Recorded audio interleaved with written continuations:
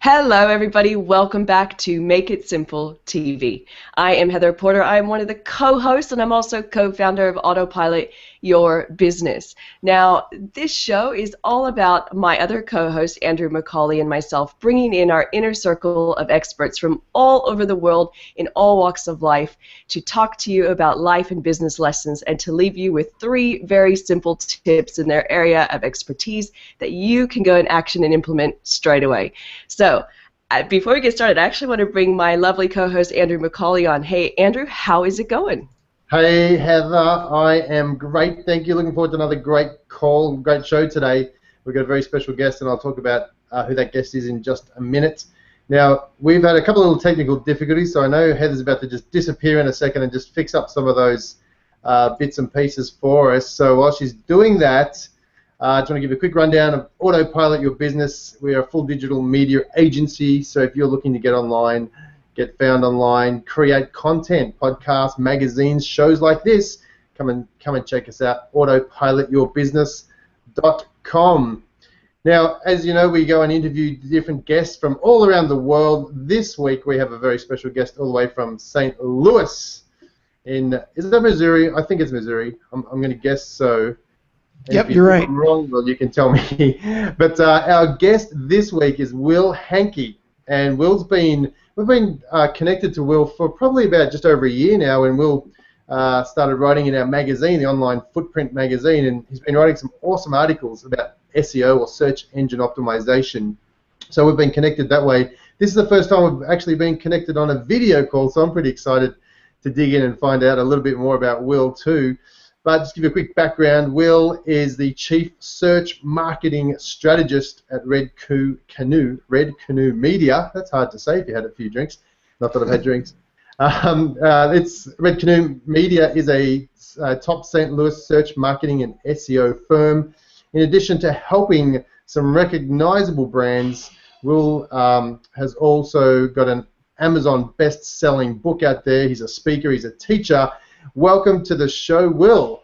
Hey, Andrew. Thanks for having me. Hey, it's great to have you. We're really looking forward to digging in and finding out a little bit more about you. So give us a quick rundown of what does Canoe Media do, and what do you do there, and how you got to this particular part of this life journey of yours. Oh, great question. So we do mostly SEO for small businesses and medium-sized businesses. Most of our clients are in St. Louis, but we do have some that are all around the country. Actually got a call yesterday from Israel, which that ought to be an interesting gig to get. So lots of search engine type stuff, help businesses get into the search engines and get found. Most small business owners don't really know what the heck's going on in the whole internet world. And so we do a lot of education too. We do monthly meetups and teach them how to do some of this stuff on their own, and it works out great. So I got into this completely by accident. I started building websites in the mid-90s, back before this thing called Google. You may have heard of it, but back before even that. Was doing some web design stuff, and so I'd build a website and I just hand it off to the owner, the business owner, and say, okay, good luck, have fun. And it took a couple years before I realized that there was more to it than that, and started teaching myself a little bit about affiliate marketing, and that helped me stumble upon SEO, and really piqued my interest, and I just started studying like crazy, and took on my first client in 2004, 10 years ago now. Wow. So it's SEO is a pretty crazy ride. It's been changing. It changes every time we open our computers, which is pretty much every day. Right. How hard is it for someone like you in your role to keep up with? I guess it's not only Google. Google's the big 1,000-pound gorilla in this equation, right. But there are other search engines out there which a lot of people prefer to use rather than Google. How do you keep up with all of that sort of information that's changing on a regular basis? Yeah, good question. I subscribe to some of the regular industry blogs. I also go to a couple conferences a year to make sure that, because there's a lot of things at the different SEO conferences that they'll never put on the blogs or never put public. So, right, it's right. good to have good to have friends in the industry that know different things, and you can share different things like that. So, and the conferences are great because you get to meet a ton of people, and really meet other people that are doing SEO in different parts of the country, and share similar struggles and successes as well. It's interesting you say that. As we go more and more online and we're connecting, through Hangouts like we're doing, and we're running these events and we're teaching people over a Hangout, how important do you think a live event is, in terms of continuing people's education, but also just for the sake of humanity's sanity, if you like? Yeah, the live events that I do, for the small business owners are terrific. We only have 30 people at each event, and it's pretty much always close to sold out, if not sold out. And it just kind of keeps a lot of the business owners up on what the latest things are that are going on. They're never going to get to the level of geekiness that I have, with all this stuff. But as long as they can understand the basics of what's going on, and 1 month we'll talk about analytics, and another month we'll talk about Google Hangouts, another month we'll talk about WordPress or something like that. So I think as long as most of them can kind of get a grip on what's going on, they feel a little better, I give out real tips and things on here's what you need to do. My last event, I actually gave them a worksheet of homework that they needed to go back and add some things to their website, and oh man, it works out great. So I think the live events are great. Yeah. Hey, I'm just curious. I know I was teaching some stuff today, and I mentioned the words SEO, or search engine optimization, and instantly eyes glazed over, and there was almost a fear come across the room. Oh, what are we talking about this stuff? How deep? How much do you think let's say the average Joe business owner out there, how much do they really need to know about SEO that will get them through what they need to, or do you think that they should be educating themselves on a regular basis? Oh, definitely. They should probably be educating themselves on a regular basis. But with that being said, most business owners are not going to do that. They're busy running a business. Mm-hmm. So, so that's why they look to people like me, I guess, is to kind of keep them up on what's going on. I have a Facebook page that I put up the big events. Hey, here's what's going on. You might want to know about this. So that helps a little bit. It kind of gets them to see what's going on in their own time. Maybe their downtime when they're just checking into Facebook and things at home. That's probably the only way that they can keep up. I mean, my best client is someone that does educate them on a regular basis and educate themselves, but they're hard to find, really hard to find. Plus, they have to kind of like the whole geek thing too. And most of them, like I said, are busy wanting just to run a business. So, Will, I was telling some people just that I know, I was out at an event yesterday, and I said, I'm going to be interviewing an SEO expert tomorrow on Make It Simple, and everyone wanted me to ask you this question. Okay. Is SEO really dead, and what is going on with backlinking? SEO, no, it's definitely not dead, but it's definitely changing. It's changed since yesterday, really, it has. But Google has really kind of locked down the system. There's no way to really cheat it much anymore. It's pretty much going to put out some good content, that people actually can use, that answers questions, that helps people, and will rank you in return for that. So, is it dead? No. I mean, I don't think it's ever going to die. It might change names or change monikers, but. And then links. Oh boy. 2 years ago, we were building links, en masse. Just as many links as we could get to different directories, and now we're retreating from that, and in some cases having to clean up some of that mess. But that's just part of Google changing their algorithm, and not just Google. I mean, Bing just put out an algorithm change this week. So there's others out there, and then you have the whole YouTube thing, which is the second biggest search engine there is. So the video side of SEO, as you say, is starting to really grow as well. Mm-hmm. Sandra, I think now's a good time, actually. Let's ask Will, because we're opening the can of worms about SEO. Will, what are three simple tips for people that are listening right now that they can actually take away and implement in their business when it comes to SEO or even online marketing? Okay. Probably one of the first tips, and something that I see a lot, and I'm surprised by, is that people are paying submission services to be submitted to the search engines on a regular basis. And that doesn't need to happen. There's no reason to pay a company to submit your website every month. That's silliness. And once they know you're there, they know you're there. If you put up a new page, they're going to come back, they're going to crawl you on a regular basis. So they'll know those new pages exist. So paying for some sort of a submission service, I definitely recommend against that. Another tip is I have this great plugin that I use it only works on Firefox, but it's called SEO Doctor. And I think if you just go to Google and type in SEO Doctor, you'll find it. But it's a plugin specifically for Firefox browser. And it's a great tool. It just puts a little red, yellow, or green flag up in the corner of your browser, and it tells you a lot about if your SEO is set up correctly on your site. If you have 2 heading tags, it'll tell you those are wrong. If your page takes too long to load, or you're missing your analytics script or something like that. Man, that's a really cool tool. And if somebody calls me and says, "Hey, we need help with SEO," that's the first thing I pull up is Firefox and look at their website and just get a quick feel of whether they had an SEO guy before, or if they just built it themselves and they need a lot of help. Man, that's a great tool. And probably. Sorry, I was going to say that is SEO Doctor. Did you say? Yeah, SEO Doctor. I think if you typed it into Google, it should. Great. Yeah, it's pretty awesome. Yeah. Last tip is authorship. Have you guys done anything with Google authorship yourselves? Yes, we have. Yeah.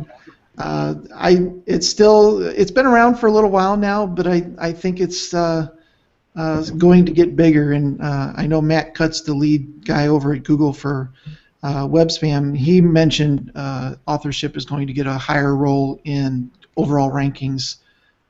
He just mentioned that this past week. So definitely, if you haven't set up your Google authorship or your Google Publisher through Google Plus, then I would highly recommend doing that. Plus, it puts your little picture over there in the organic results, and it really draws people's eyes to that result. Even if you're number 2 or 3 in the results, it's very likely that somebody's going to click on that result because their eyes are immediately drawn to it. Awesome. Yeah, great tips. Thank you. Hey, I've got a geeky question for you, seeing as you're a self-confessed geek. What's one tool or resource that you can't live without? Oh, good question. I'm probably going to answer this in 2 different ways. If your website's on WordPress, then Yoast SEO is just an awesome plugin. It really helps do a lot of things, and it's something a small business owner can easily understand what to put where and fill that out.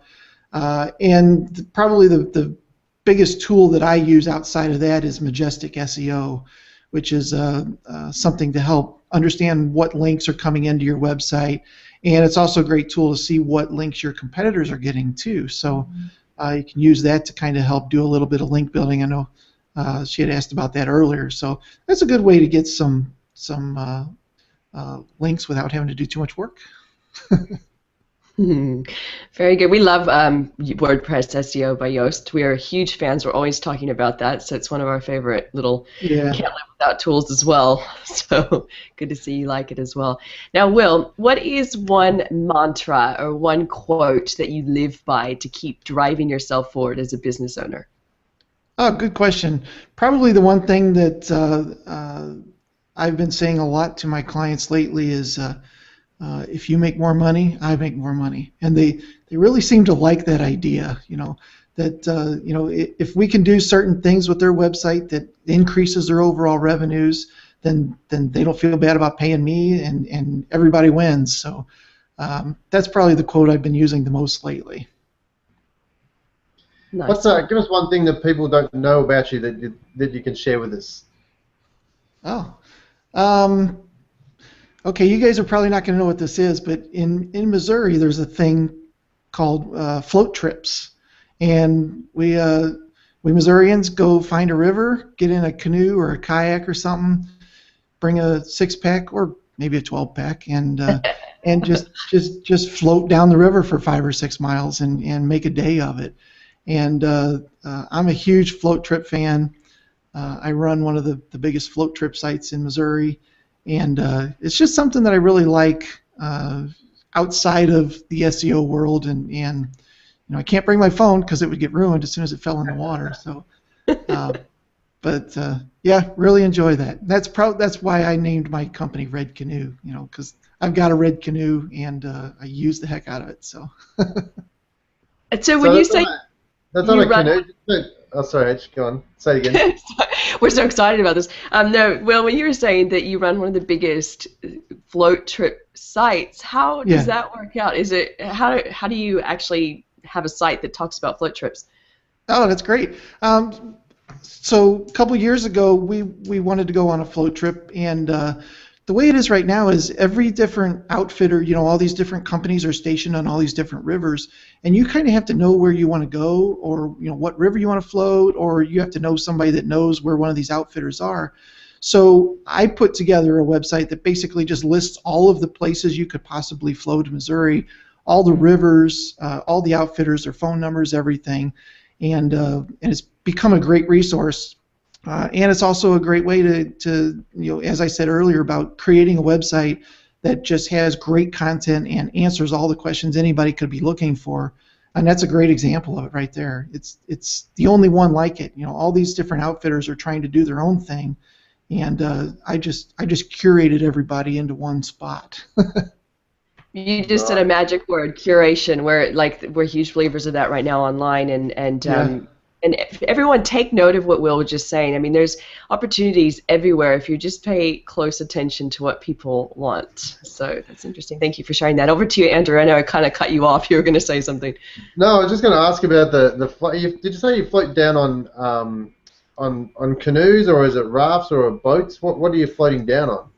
Oh, well, you really can't do too many boats in Missouri because a lot of the rivers are pretty shallow. So it's kayak, canoe. Some rivers you can do a raft on. If you want to go really slow and really drink a lot, you can get a raft. And some people do inner tubes as well, which are kind of fun. But you like to be dry after a while. That's why I prefer the canoe.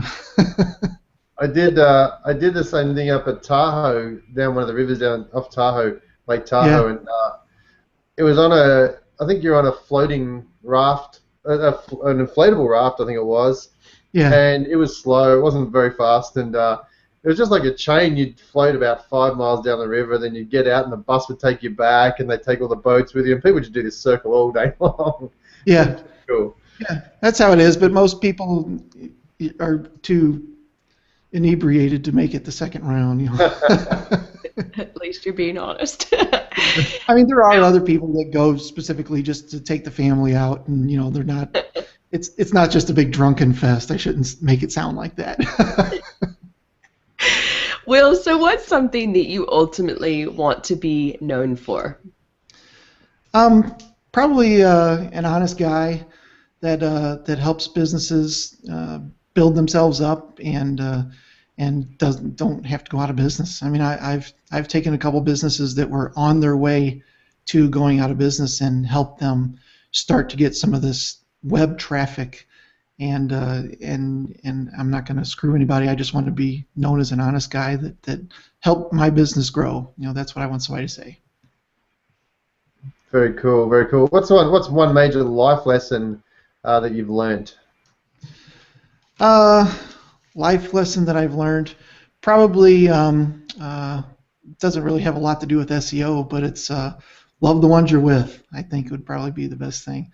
I had my father-in-law came over for Father's Day was last weekend, and it was nice to have him around. And my mother had passed away a year or two ago, so it's good to see that there's people around and spend the time with them while you got them. It sounds kind of cliche, but it's definitely true. No, it's good. It's good. It's good. As far as business goes, are you relying on SEO only to attract business, or do you use other methods to attract business as well? Specifically for my business, Yeah. most of my business comes by word of mouth. And I belong to a couple chambers here in town, and I also belong to a group called Experts for Entrepreneurs, which is a group of individuals that are the top in their industry in St. Louis. I mean, it could be everything from SEO to finance to construction, whatever. So that group of people does a lot of referrals back and forth, and just having that on my resume, I guess you could say, really draws people to me as well. Yeah, it's still very important that word of mouth is still one of the best ways to get business. We're finding that as well. You know, most of our business is pretty much word of mouth, and it's certainly been some of the best things for us, I guess. Wouldn't you say, hey? Yeah, it's almost like a slam dunk. You know, if you screw up a word of mouth referral, then you did something really wrong, because they're pretty hard to mess up. It's a good Really, point. Yeah. So as we start to wrap up, do you want me to ask the question, Andrew? Yeah, sure. Okay, so specifically, so each month we target different topics online, and this month we're talking all about websites and how we can help different people to improve their websites. So specifically from your perspective, if a client were to engage you, what would be the first 2 things that you would check on their website to help them improve it? Well, first would be I'd pull up the old SEO Doctor tool that I mentioned earlier. That'll give me a great insight into what's going on with their specific structure. If they have the right tags in the right places and all that kind of stuff. And probably the other thing I'd pull up is SEMrush. You guys familiar with that? SEMrush.com. Pull that up and see what they say about it, if there's enough data there, and who some of their biggest competitors are, and maybe even plug a couple of those keywords into Google and see where they're ranking or where they're not ranking. They're probably calling me because they're not ranking. Probably. Excellent. Yeah, we had SEMrush for a while. We stopped using it. I guess we had a few different SEO tools, and it wasn't our main focus of our business, so we sort of stopped doing a lot of that stuff for people. But yeah, SEMrush was good when we had it, and I want to check out this SEO Doctor too. I think that could be a cool tool. Yeah, it's pretty neat. I mean, it gives you a quick down and dirty what's going on from an SEO perspective. So cool. So, Will, if people want to find out more about you, where can they go? They can just go to redcanoemedia.com, and lots of information out there, different blogs, and of course there's a contact form there as well, and a phone number, all that good stuff.